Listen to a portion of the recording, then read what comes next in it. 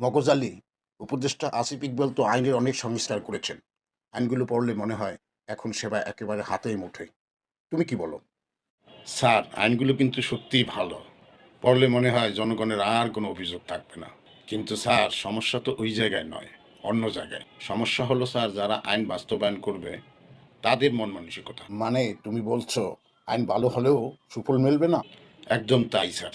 যদি sir execution লেভেলের লোকজন পরিচ্ছন্ন না থাকে, তাহলে স্যার আইনের বই যতই সুন্দর হোক, মাঠে কিন্তু তার কোনো প্রতিফলন আসবে না স্যার। কিন্তু এত নিয়ম, এত ডিজিটাল সিস্টেম, এগুলো কি বাধা হবে না দুর্নীতিতে? স্যার, সিস্টেম কিন্তু মানুষ চালায়। মানুষ যদি ঠিক না হয় স্যার, সিস্টেমও ভেঙে পড়ে। ফাইল কিন্তু আগের মতোই ঘুরবে।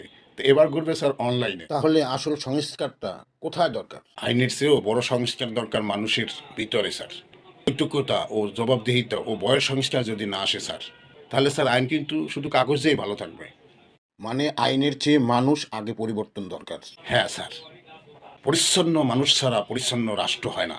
আইনের বই দিয়ে মানুষের চরিত্র বদলানো যায় না। মগজ আলী, আসলেই তোমার মাথায় মগজে ভরা।